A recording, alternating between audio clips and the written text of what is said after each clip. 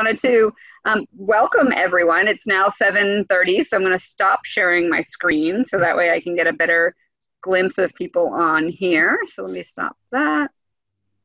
So yeah, hello to everyone. Good evening or late afternoon, wherever you're joining us in from. My name is Rania, and we want to welcome you to this early career panel, a tell-all event. And our goal for this evening is really to encourage open and honest conversation. As I just said, my name is Rania. My last name's Kareem, and I am currently an assistant professor at Massachusetts General Hospital Institute of Health Professions, and that's in Boston, Massachusetts. So that's where I'm zooming in from. And I am board certified in geriatric physical therapy. So I'm going to be the moderator for the event this evening. And yeah, so it's hard for me to imagine that PT school was that long ago, and I'm no longer an early career professional. So I'm thrilled to be able to participate by moderating this panel. Before I start asking some questions that everyone submitted, I'm going to ask the panel to introduce themselves. So to the panel, please go ahead and give us your name, your credentials, what PT school you graduated from, how many years out, this is also a memory test, your current job setting, and APTA involvement. So we'll start with Heidi. That feels like a MOCA test more than an introduction. It is a MOCA test. So my name's Heidi Moyer. I'm a doctor of physical therapy. I'm also a board certified geriatric clinical specialist and a certified exercise expert for aging adults. I serve as an adjunct faculty member at Governor State University up here in Illinois. I graduated in May of 2016, so I am just freshly 4 years out of school. I graduated from Angelo State University down in Texas. I'd never been to Texas in my life. Googled the school. It was an amazing school. Had a great time. Moved out of Texas. So that was kind of that story. I worked, the first 2 years I worked in inpatient rehab, and for the most recent 2 years, I currently work in home health. I am the Eastern Regional Coordinator for the APTA Geriatric State Advocate Program. I serve as the Secretary for the Balance and Falls Special Interest Group for APTA Geriatrics, and I love working with older adults. Did I get everything, Rania? Sounds good. I'm not even so sure I can remember all the questions I just asked you. Sounded good enough. Thank you. How about Holly? Hi, I'm Holly. Mine's going to be short and sweet after Heidi's. I graduated from the University of Arkansas for Medical Sciences. How many years out? That's easy, 0. I just graduated in May. I was fortunate to get a job at Northwest Medical Center here in Northwest Arkansas, so I'm in the acute care setting. And my APTA involvement, I was the student liaison, now early career liaison for APTA Balance and Fall Special Interest Group. And when I'm not doing that, the chair of the Balance and Fall Special Interest Group, she does research for community dwelling older adults, and I am her research assistant. So I do research still on the side with that. And that's it. Great. Thanks, Holly. Haim? Hey everyone, my name is Haim Nesser. I'm a physical therapist based in New Jersey. I graduated from Quinnipiac University in 2016. The first 2 years I primarily spent in the skilled nursing and inpatient rehab settings, and then the last 2 years I primarily spent out in the community outpatient setting. My brother and I, we own a concierge outpatient practice, so that's what we do full time. And in terms of the APTA involvement, the clinical liaison or co-clinical liaison for the Balance and Fall Specialist Interest Group, I served as on the Outcome Measures Tool Task Force, and then also served as the chair on the Fall Prevention Awareness Day Toolkit Task Force. And then in the state level, the vice chair of the Geriatric SIG, and then going back to the APTA Geriatrics, I'm the state advocate for the state of New Jersey. So that's me. Great, thank you. And Jenny? My name is Jennifer Piercy, formerly known as Jennifer McGrath. I also am a 2016 graduate from Quinnipiac University. So I guess that puts me 4 years out now. So Rania, I want to know when I cross over outside that early professional realm. I am a dual board certified clinical specialist. So I'm an orthopedic clinical specialist as well as a geriatric clinical specialist. And then I'm also a fellow of the American Academy of Orthopedic Manual Physical Therapy. In terms of my work setting, I work at the VA in Johnson City, Tennessee, and I work as a float physical therapist across the different settings. And then I also serve as adjunct faculty for East Tennessee State University. So I see a couple of our students on there, so I appreciate you guys coming out here tonight. And then in terms of the APTA, I would say right now I'm largely just a contributing member. So I've spoke at the state level for both North Carolina and Tennessee, the national level, and then I'm hoping to get more involved with the Balance and Fall SIG, as well as the residency and fellowship SIG. So it sounds like a couple of you guys on the panel here tonight could help me out with that in the future. Great. And then last but not least, Brett. Hi, everyone. My name is Brett Wright, doctorate of physical therapy. I just graduated this year from Washington University in St. Louis. I'm a very fresh PT. And I just started a month ago a geriatrics residency program here at the University of Miami. I'm involved with the APTA. I do some work with the APTA Geriatrics Balance and Falls SIG. Like Holly, I'm their co-early student liaison, or early professional liaison, excuse me. And I'm also involved with a separate organization called the American Academy of Physical Therapy, which is a service-based organization for primarily minorities. I'm helping them plan their annual conference this year. Nice. Thank you so much, everyone. As you can tell, we really strive to get a diverse panel in terms of people's experience, distance out of school as well, and different settings. So we're going to get started with the questions. What I did was we took a look at the questions that were submitted. So thank you everyone for submitting questions. And what we did was we tried to consolidate and summarize them by themes. So we most likely won't be able to get to all the questions that were submitted, which is a good problem. However, it really is motivation for us to keep thinking of other ways to connect with early career professionals and with students who are interested in geriatrics. So as the panel speaks, I really encourage you to feel free to use the chat function. You can pose, follow-up questions. You can even just chat and say hi and introduce yourself. I really want it to be, have fun. Like we're having fun. We were hanging out beforehand, chatting about all sorts of different things, and we want this to be informal and hopefully informative. So feel free, like I said, to use the chat feature. The first question that I'm going to ask for today is, what's the best piece of advice that one of you has for a new grad that's going into, and we had questions about some of the settings, so we're just going to say all the settings. So for home health, skilled nursing, ALF, long-term care, outpatient. So, and what do you wish you knew? So they're kind of similar. So what's the best piece of advice for the specific setting? And then what do you wish you knew? You want me to go first?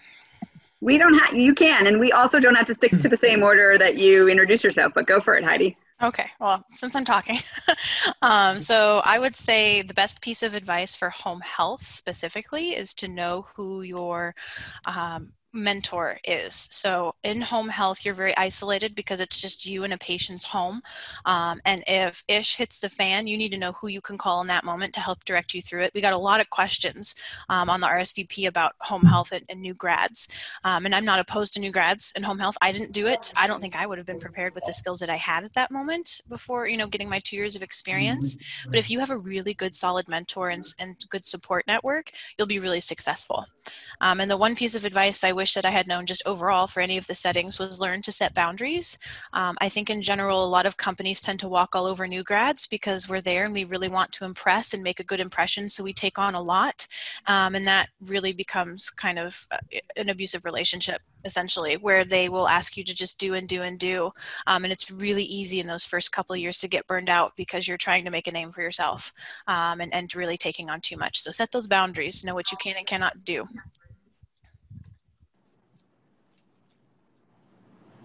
Want me to go?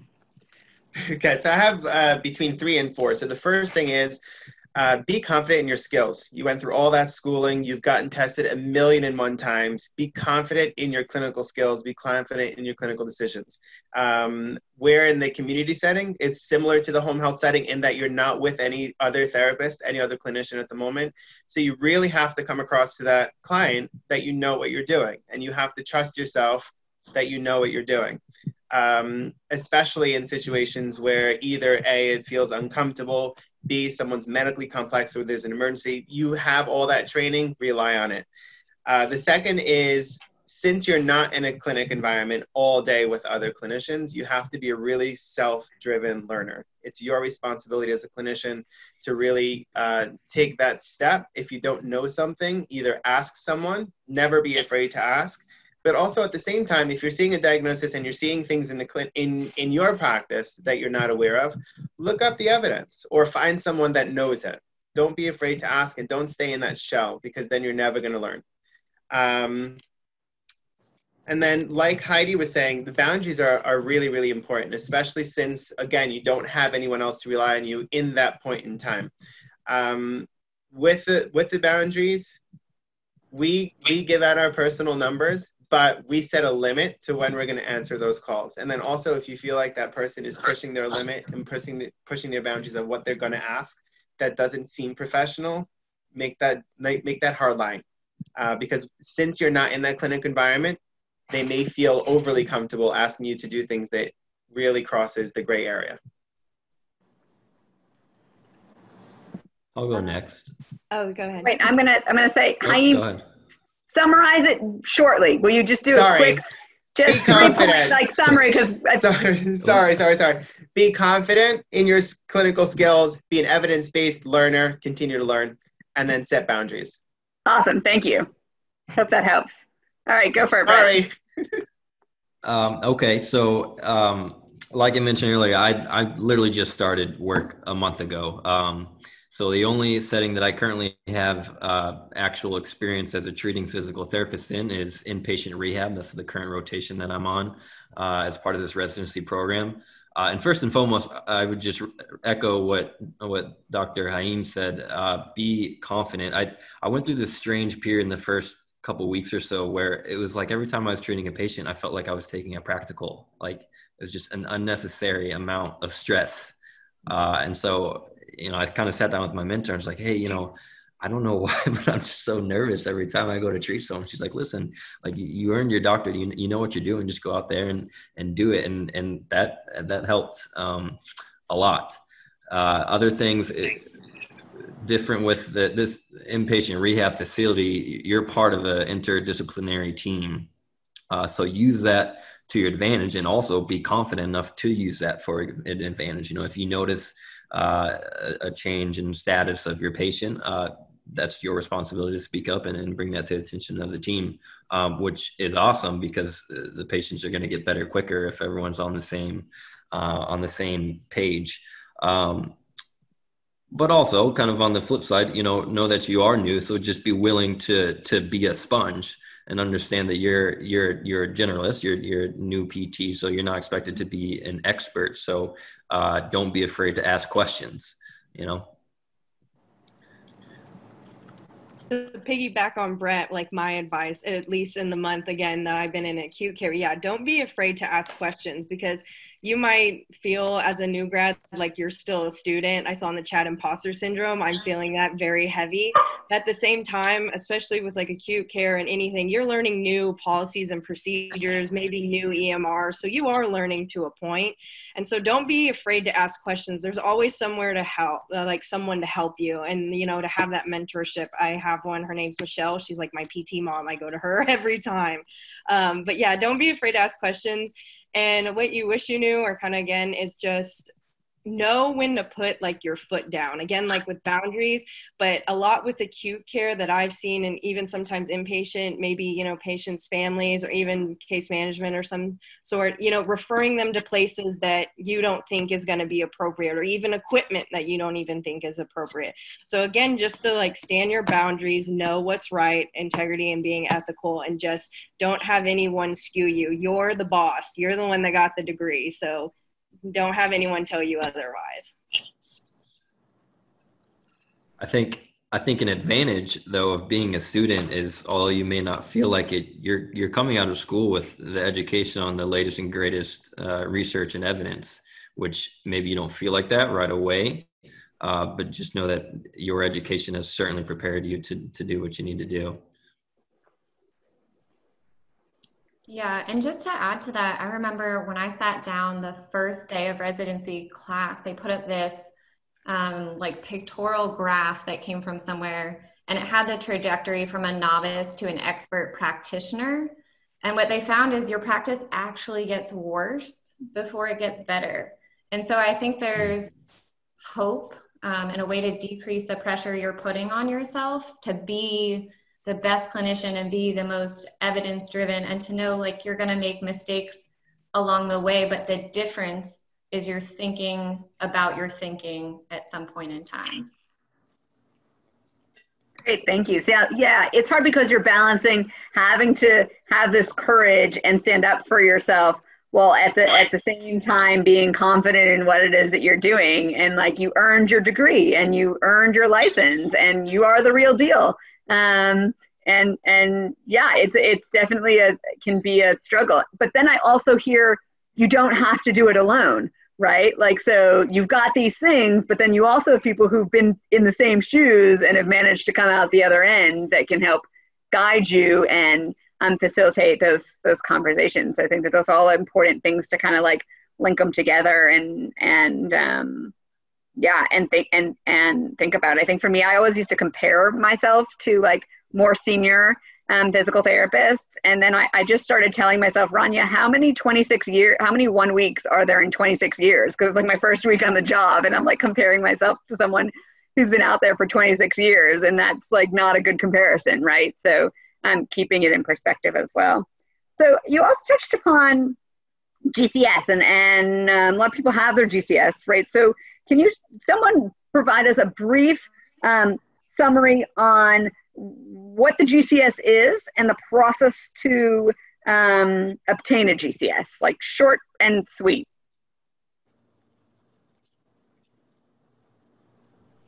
I can go. So there's two ways. So a GCS is one of the clinical specialties done through ABFTRE. There's two ways to go through it. You can either go through residency, like what Brett is doing, and at the end of the residency, then you are eligible to sit for the test because you have gotten the appropriate amount of contact hours that you need for patient treating, as well as had immersion within the topics that you need to know for the test. The other way, the way that I ended up doing it, was you get 2,000 contact hours and you have to account for those hours spent with older adults specifically, and then study on your own essentially, and find a study program or a study buddy, or go online and get online education, do the CWAA. There's lots of ways to go about it, and then you're eligible to be able to sit for that test. But you have to meet the requirements, apply like months ahead of time. Like the test is in the summertime or whatever, but you have to apply like in November, December, or something like that. So the process is a little bit long. So do know that just because you finish your hours in December does not mean you can sit for the test in January. It might take a little bit longer than that. But that's typically what the process is.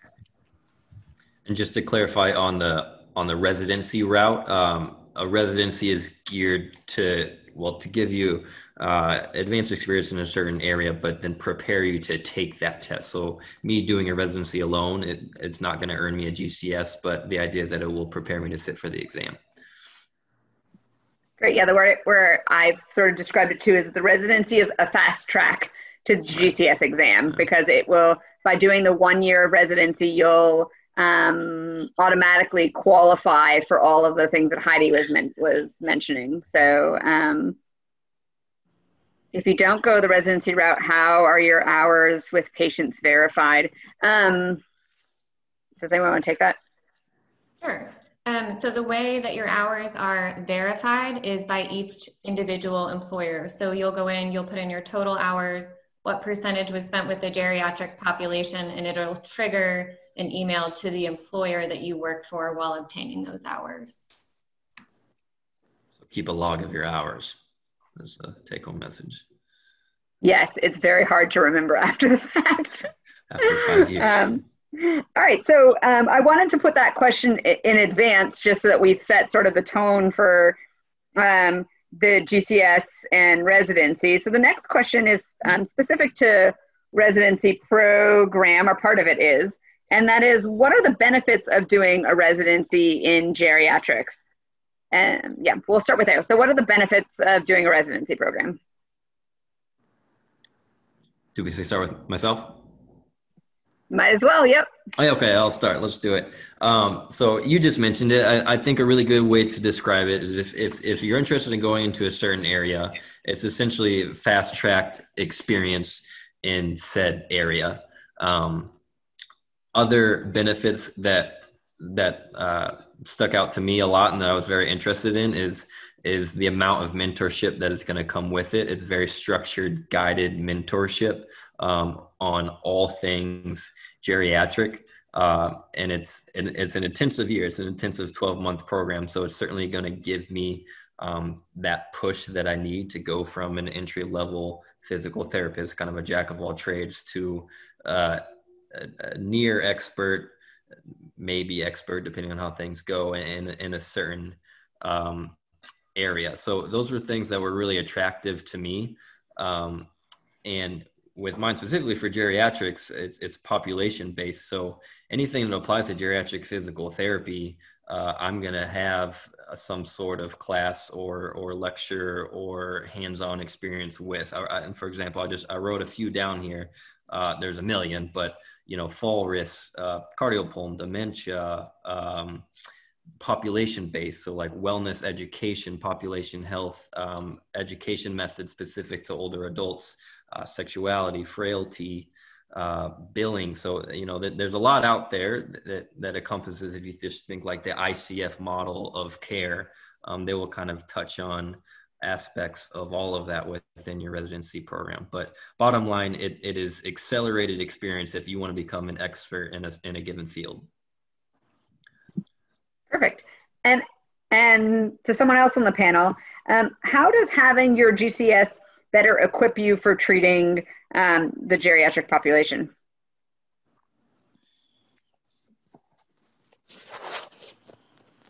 Yeah, so I'll speak to that a little bit. So I did my residency in orthopedics, and I wholeheartedly agree with Brett of it really gives you a framework for thinking in a specific population. So then when I took my GCS, I felt like I was gaining more knowledge, but just funneling it down into my specific framework for thinking that I already had. Will you remind me of the second part of that question? You said, how does it equip you to work with older adults? Okay, perfect. So I think what was just mind-blowing to me in studying for my GCS is, yes, there's things that are important in terms of what we do, but by studying for the GCS, I learned how we do stuff matters so much. So like Brett said, how we educate, how we're intentional with our intervention. So that's definitely the biggest impact it's had on me. It changed how I do stuff. Yeah. And for myself as well, for being GCS, it's very important to know that older adults are a very expansive diagnostic population. We're not just studying aging, we're studying cardiopulmonary, we're studying wound care, we're studying neuro, we're studying ortho. You get a lot of different types of populations in the older adult population.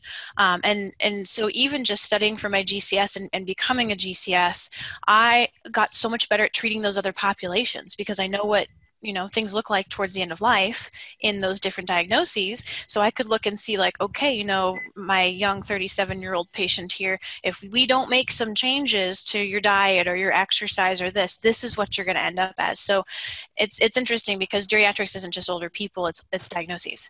And people forget that. We do a little bit of everything really because older adults have all the problems. So it really made me surprised. It really made me a better clinician, not just for my older adult patients, but also for any patient that I touch.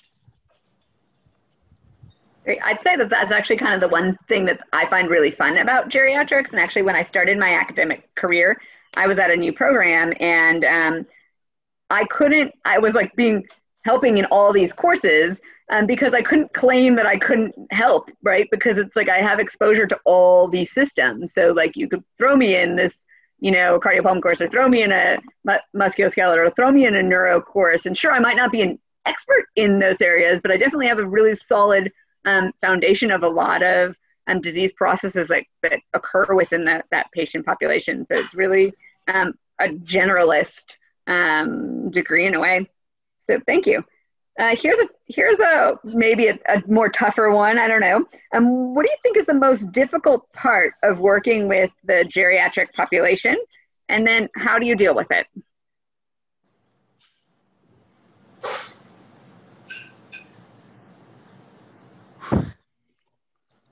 Insurance is frustrating. I'm still new, but just, I'm involved now with discharge planning and all that. And, I want my patient to go somewhere, but I know that they have to qualify for certain things to get there. And it's just so many hurdles and hoops to get through it. It makes me want to pull my hair out. So far that is the most difficult thing for me. I know that's not patient specific, but. I saw Haim really agreeing with that comment. Do you want to add in or modify? I don't know if that's... Just to go off of what Brett is saying, I do work a lot with the progressive diseases, neuro stuff, especially like movement disorders. And insurances are one of the most challenging things, regardless of population, but especially in the geriatric population, since there's so many more comorbidities typically seen in that population and so much more to deal with. So yeah, Brett, I totally agree with you. It does make you want to pull your hair out for sure, and then some. But going on back to the question, one of the most difficult things for me personally is that I love my geries, and I tend to get really attached to them quicker than I do to any other population. Even when I'm off, I will literally go just spend time with them because I just love spending time with them. So that's probably one of my biggest personal difficulties working with that population, especially when it doesn't go as you hope, you hope it turns out to be. How do I deal with that? I try to set boundaries when I can, and then I express how I'm feeling to my friends. Heidi knows all the time what I'm thinking. And then really just speaking with other therapists kind of grounds you to keep you focused and keep you moving. Yeah, I think for myself, one of the most difficult parts of working with older adults is trying to educate them on current science. So a lot of these people have preconceptions as to what aging is. And really, the older adults that we have now are the guinea pigs for us understanding aging. People have never in this mass quantity lived to be this old. Throughout history they have, but not at the level that we are now, where we're able to study and understand aging and know what's going on. So I was talking to one of my patients today who's 96. She told me, she's like, I never expected to live this long. The oldest person I knew when I was your age was 60. They had no concept of what age and aging and healthy aging is. All they know are those negative aging stereotypes of, if you're in a wheelchair, you can't do anything, you're old, you can't take care of yourself. All these really negative tropes that we have for older adults unfortunately, older adults are usually the worst agists because of that. And now as we're beginning to understand aging more and understand all that we can do for older adults to promote healthy aging, some of it really rocks their world, and you can't change your mind on it. You can explain, no, your knee doesn't hurt because you're old, your knee hurts because you have osteoarthritis and you had a hip issue. They say, nope, it's because I'm 95. That's really the big one that I have a hard time, is trying to get them to understand that they're worth more than just their age. That's an awesome point, Heidi. And I think also, the patients just in that generation, they've grown up thinking that, but also I think some of it is reinforced by other healthcare professionals, which is quite a mountain to climb in terms of changing that climate. And it's definitely something I had difficulties with in some of my clinicals during school. And I think there's a few questions later on, but just, actually having them be as active as they need to be, and using the correct dosage principles and things like that.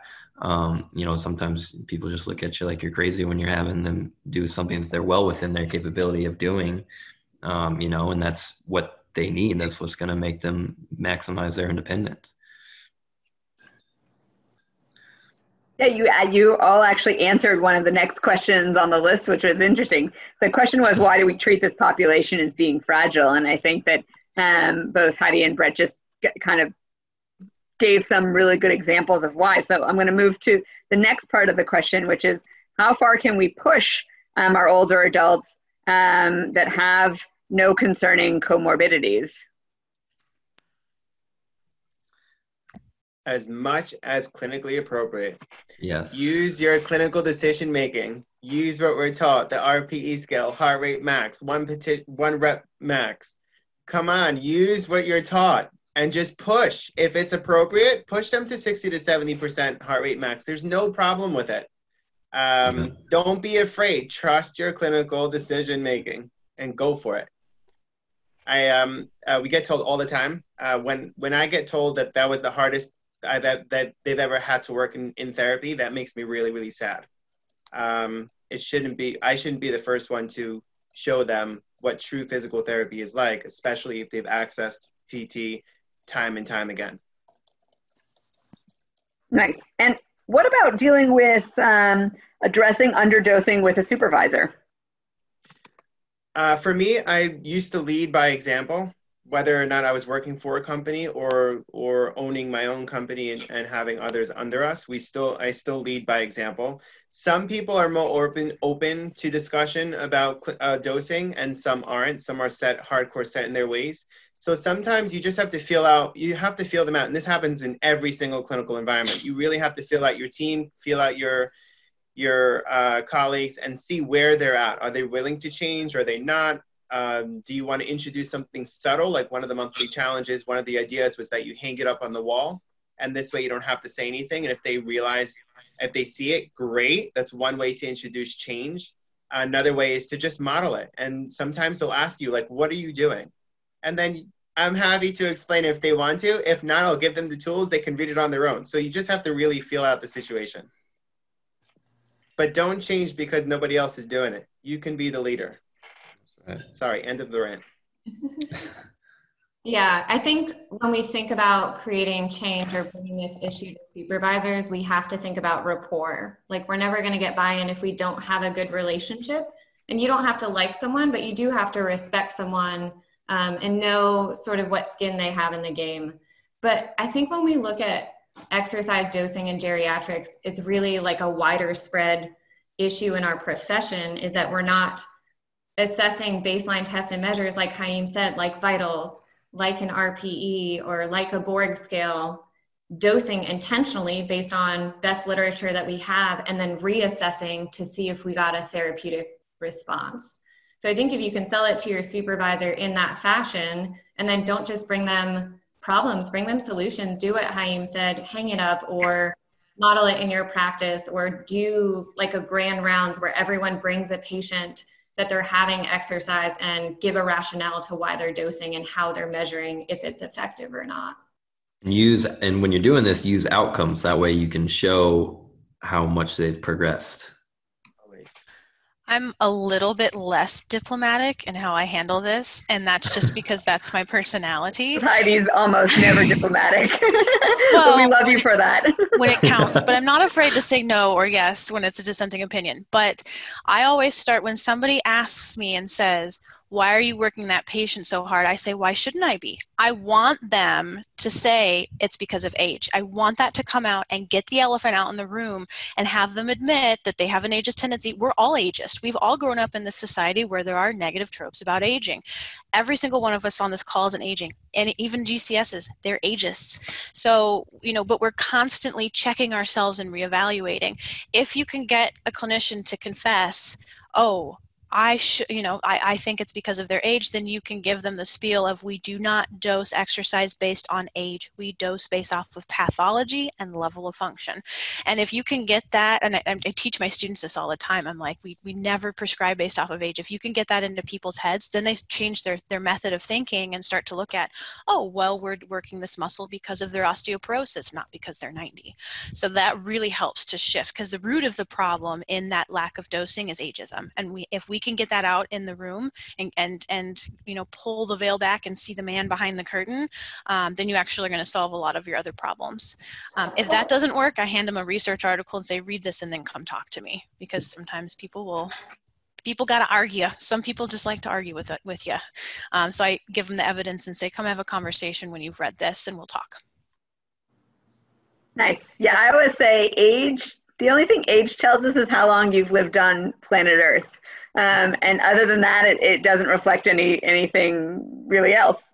You can't tell from someone's age what their physical function is or anything else like that. So it's a cool number. But aside from, how many times the Earth has gone around the sun? Yeah. Yes. I shouldn't have gone on my tangent, guys. It's too late in the evening for me. All right, stick to my questions before I show you I only know things about physical therapy. All right, what are the most common reasons older adults are seeking physical therapy? I can go first. So I guess with my experience, like with my clinicals and just being a little bit in the acute care, the two things that I find most common is just like elective procedures, whether, it's hip, knees, ankles, spine. And then the other one, unfortunately, is falls. And then it results into a more serious injury while they're there. And I don't want to like go into like a big rant, but I'm going to put like my advocate hat on and just say, even though there is no common thing, I know with like focus group studies and asking older adults, sometimes older adults don't have, they don't realize that what PT can do to help. Right? So, Natalia M., can you please mute your microphone? We could normally mute people for them, but we don't have that ability. I can try chatting. Yeah. Who's the host? And now, not anyone on this meeting. Okay. But what I was saying is just, a lot of these older adults don't realize what physical therapy can do for older adults. So like even with balance or, be proactive in using that. And I think that's with, how people think about aging, of what Heidi was saying. And then also just like us advocating for the profession. We haven't, I know in the past, physical therapists haven't been advocated as much, but now we're coming in and this is who we are and this is what we do. So I think it's important as us, especially if you're interested in older adults, if someone talks about balance is off or they're feeling this and that, just say, hey, a physical therapist might be able to help out. You might want to go, make an appointment or check that out. So really it's kind of two sides of that question. Great. What are some strategies for talking to caregivers of older adult patients who have unrealistic goals? I'm going to say unrealistic goals and expectations in quotes there. So.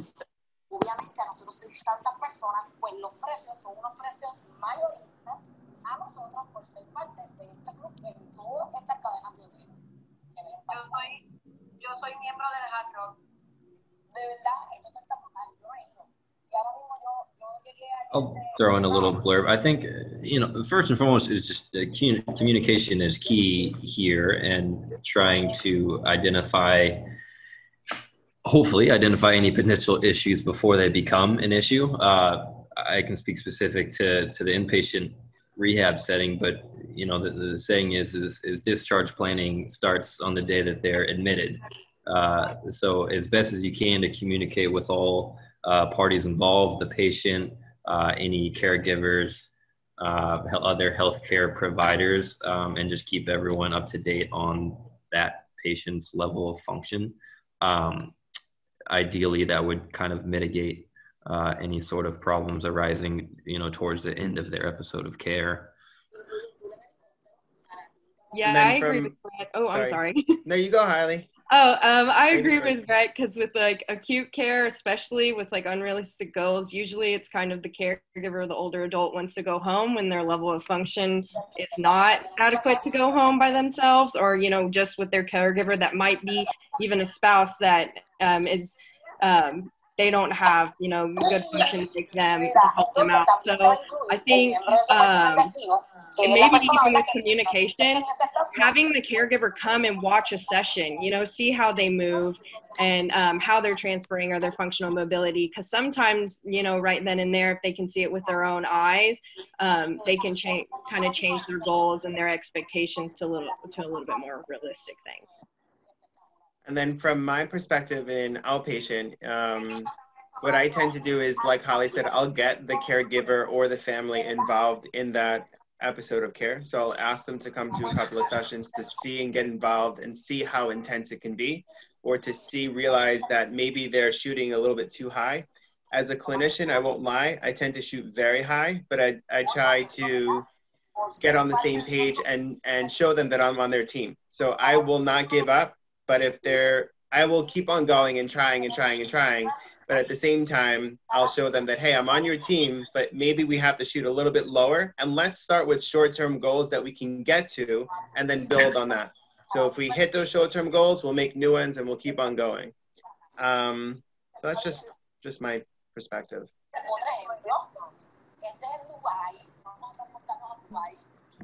I found out how to claim host status, so I'm going to try to do that. I'm going to ask my next question and try to see if I can find the code to claim host status, and then I can fix this problem. So I apologize about that. I've never had to claim host. I've always been host. No, I'm joking. How has your clinic modified to meet the care of patients during the pandemic? From us, what we've done right away, is a needs assessment. So we went through the entire roster and then figured out who can be switched over to virtual and who can be kept in person safely.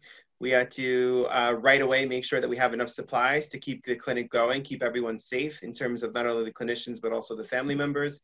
When it came to virtual, we need to make sure that, number one, the insurance would cover it, which was a little challenging in the beginning. Number two is to make sure that we had the software and the capabilities for our entire team to get everyone online.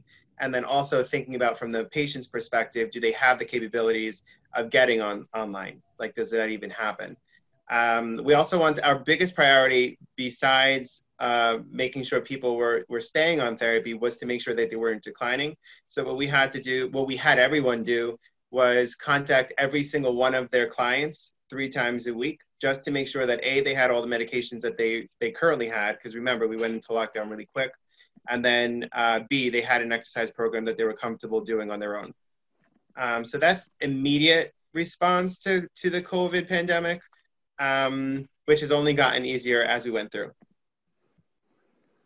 Zoom, yay, I figured out how to claim host. Noted, I probably should have read the email a little bit more carefully because I had a key code. So my apologies to everyone. I'm back on track and able to control a lot more functions now that I am host. Thank you did anyone else have something different that they did for transitioning? Haim, can I, and I apologize, can I ask a question to Haim? Yeah, sure. Yeah. In transitioning to telework, did you find anything that surprised you about the geriatric population in terms of their capabilities or willingness to convert to that sort of treatment delivery? Yeah, so that's a great question. So there was 2 main things. One was that some of the older generations don't believe in virtual visits. They feel like if they're not in person with you, then it means nothing. So they didn't find, there's a huge subset that felt like it didn't mean anything, so it wasn't valued. The second was that the older generations, the baby boomers and up, they actually access the internet way more than we give them credit for.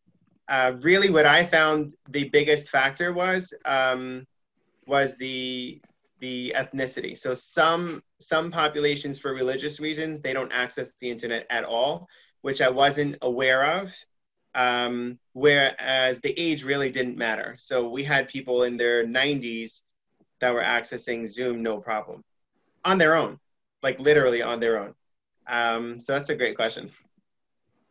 I just have a little blurb because you said that, how people navigate Zoom is I was doing a focus group and there's like a Parkinson class at UAMS, and it was so awesome to have this woman use, she had a diagnosis of Parkinson's, but she used Zoom no problem, and she told us that she does tea time with her girlfriends on Zoom every week. So I thought that was really cool. I feel like, oh, sorry, Rania. I feel like myself, Holly, and probably a lot of people watching right now, if you're either early career or third year PTs, are kind of in an interesting spot right now, because I don't know what it's like to be PT in non-pandemic times, really. So, you know, this is all I know right now, and likely for the third year PTs, it might be what you're going into when you graduate as well. In my specific setting, inpatient rehab, there's two floors, excuse me. The third floor is specifically designated that's a COVID unit. So those are patients with COVID that are getting interdisciplinary care and physical therapy. Myself, I haven't been up there yet to treat, but to go up there, they fit you for all of the equipment that you'll need. But on the quote unquote regular inpatient rehab unit, there's just a heck of a lot more sanitation protocols in place, and with distancing, it kind of makes it tough because there's only so many patients we can have in the therapy gym at any given time. And so, like it or not, I don't like it. I have to do a lot more just inpatient treatments than I would like, which is challenging because you have to get creative. You know, we just went on an entire rant, I think everyone on the panel, about trying to figure out or using the proper dosage and intensity. And that can be difficult when you're confined to the four walls of the patient's room. So you really have to kind of get creative and use your noggin. I was just talking, side note, I was just talking with a buddy and a colleague of mine. I think he's in here somewhere, Jake Racker. He found some sort of link about creating kind of mini circuits within the room. So hopefully he hears this and he can throw a link in the chat there, because that would be helpful for me.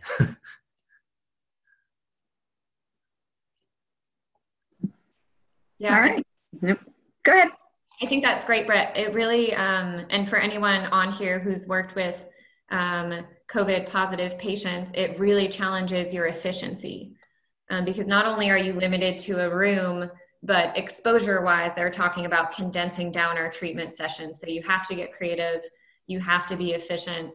And for me, and being on that floor, it has been the most impactful 15 minutes of that patient's life, because they're getting care and they're getting human interaction. Yeah. That's a great point.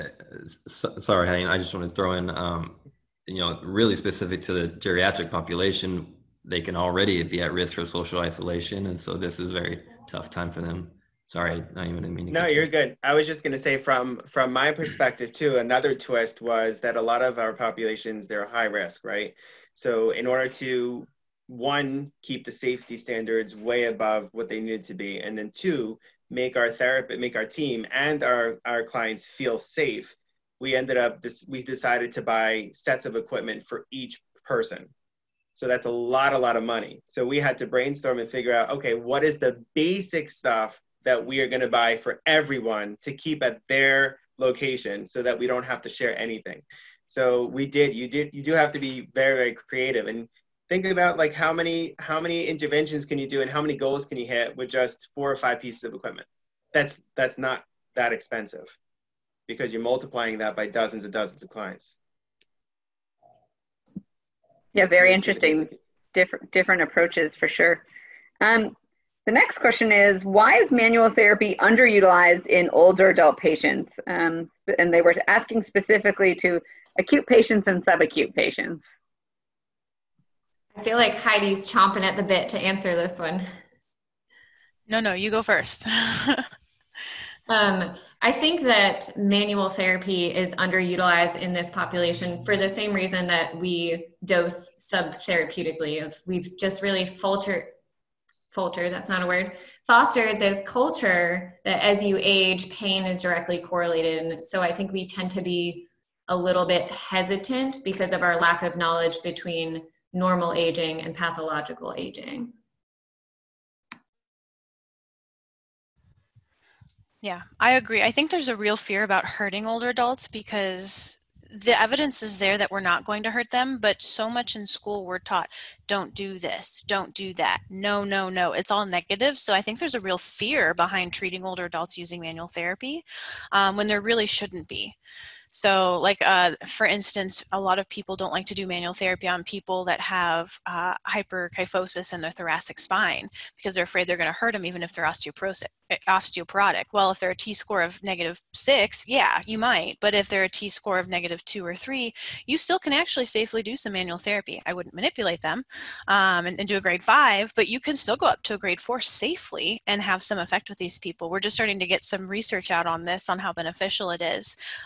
There's only been cadaver studies as to how much force you can give before a bone breaks, and you can actually give quite a lot even in an osteoporotic spine if you're moving them into an extension versus flexion. So again, it's how we're teaching it in the curriculums. It's what, the little bit of 2 weeks of geriatrics we might get in our DPT program. I think that it really starts in the classroom, and we're doing programs a disservice by not teaching more of manual therapy and explaining how beneficial this is to our older adults. I just want to add one thing. So to go upon what they're saying, for some reason, as a field, as a profession, we kind of categorize as manual therapy as outpatient, rather than manual therapy as a tool in our toolbox to help that person achieve whatever goal it is. And a lot of times in inpatient rehab, skilled nursing facilities, there is chronic pain, and there is stuff that we can do with manual therapy. We can help with manual therapy, but I think for some reason, as a profession, we kind of categorize, manual therapy for outpatient, low-level stuff for SNFs or for inpatient, just because their goals is maybe to do functional stuff to get out of there. Whereas kind of thinking as that person in front of me, yeah, they need to do, stair training and gait training and sit to stand transfers and stand pivots and stuff like that. But can I use a quick manual tool to get that job done, to help them relieve some sort of goal, to reach that goal? Perfect. I'm going to skip question because we're running out of time. So just for the students that are on there, there's a question about advice for job searching. So for those searching for a job, working with older adults, any advice? Yeah. Demonstrate clinical value.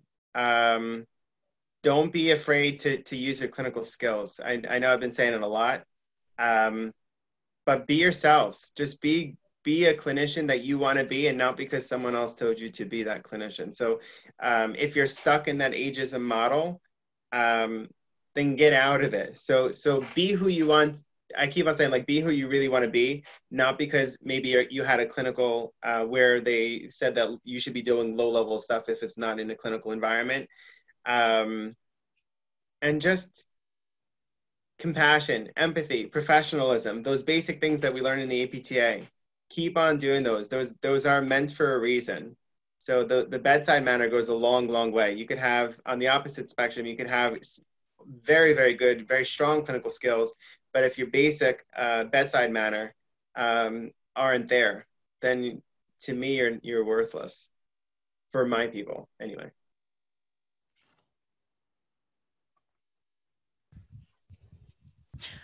I would say if you're really interested in working with older adults, think beyond the SNF. A lot of times we hear from people who say, oh, I work outpatient, I don't treat older adults. And then you ask them what their Medicare percentage is, and it's 60 or 70%. You're seeing older adults. So it's not just the people in the nursing homes and the wheelchairs that we think of.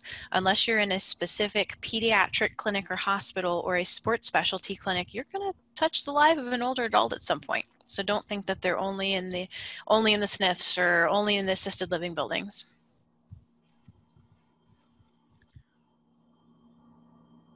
One thing that I found really helpful when I was a student, and even now, and maybe this is kind of a shameless plug though, is getting involved with APTA geriatrics.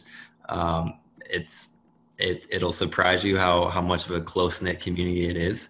I met Heidi, for example, at the National Student Conclave, and a year and a half later, I'm helping them out with the geriatrics Balance and Falls special interest group. So that was just really cool. And for any field, if you're able and have the opportunities, I love going to conferences. I love networking, meeting people, and the more people you meet, the more doors that can open for you.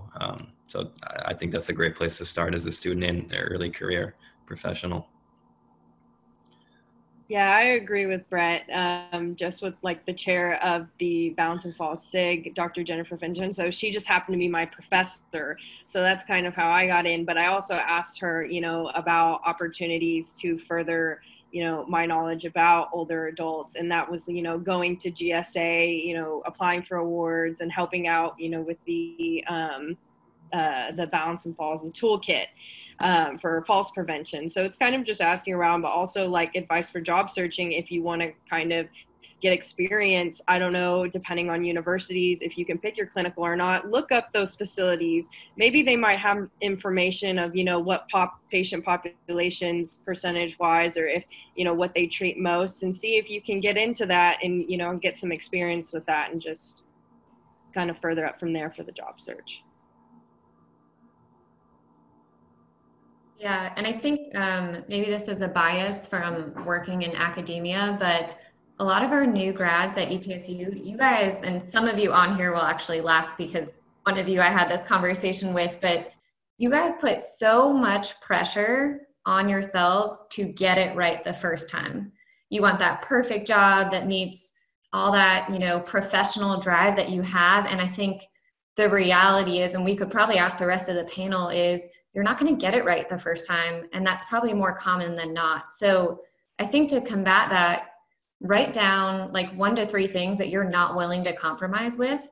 Start a job that you think is a good fit for you. And then at that 90-day probationary period, like go back and review that and see if the job is meeting your expectations. And if not, go ahead and create a plan to change.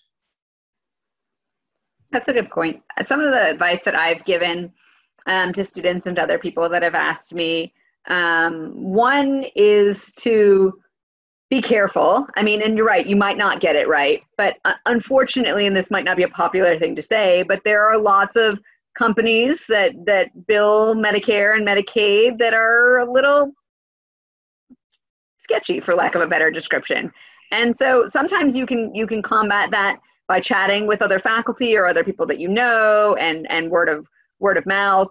Sometimes you can combat that, and this goes for any facility. My advice is to always ask to stay after you're done interviewing and just say, hey, can I hang around with a physical therapist for, an hour or so? And you'll be surprised that no one will ever tell you no. We'll just start there. And you get a really good vibe, of a pulse of the place. Like, are these people that I can work with? Like, what's the demands? What's the stress level like? And that can be really insightful to just hang out a little bit with a therapist. So I encourage you to do that, and to, as others were saying, seek out advice as well. So we will, for the sake of time, that's the last question that I'm going to say. I just want to say thanks to all of our panelists, and thank you for everyone for attending. This was really great. We had a lot of fun planning it. We had a lot of fun reading the questions that you submitted and also the suggestions. But before we go, I did forget to say that I am plugged into the APTA. I am the APTA Geriatrics Membership Chair. I do some other things for the APTA as well. But so I think I would be lost to not plug APTA Geriatrics to you all. If you're already an APTA member, it's $15 for a year to be a student. It's the cheapest you'll ever spend on almost anything in your entire life. So in addition to getting all the benefits as a non-student member of Geri Notes and the Journal of Geriatrics and some webinars, There's also some really unique opportunities that the Academy of Geriatrics has that other academies don't. We have a student video contest, and that's coming up soon. So these are things that you can, if you go onto the website, you can find out more and apply. And it's great, for if you're looking to, get a job in geriatrics or do a residency program. We have an outstanding PTA student award, student award for research, student membership award, and advocacy award as well. So I just encourage you to check out the website. So yeah, thanks for attending. We really look forward to hosting more events, and we can say that it's a great way to, if you have more questions, please feel free to connect with the panelists. What I'm going to do is when we get this recording finalized, we will send it out along with the email addresses of the panelists. And so if you have any other questions or something someone said, or you just connected with them, please reach out. As you've heard multiple people say, it's a small world, and mentorship is a huge part of it, but you have to be the one to take that step and find a mentor. And I can say that I am here today. When I went and interviewed at a residency program, the person that I interviewed with, I was like, oh, I like this person. They're really plugged in. They're doing a lot of things. And I made it a point to stay in contact with them. And to this day, this person still serves as a mentor for me and has helped me, Tamara, she's actually on this call, but has helped me get a lot of places. And you would never think that this is some person that I just interviewed with at a position, and made it a point to stay connected. So I really encourage you to take that initiative and do that, because you can learn a lot from other people. Yeah, so that's it. You never know where a conversation might take you. And like I said, we will email out this recording, and thanks everyone for attending, and stay safe.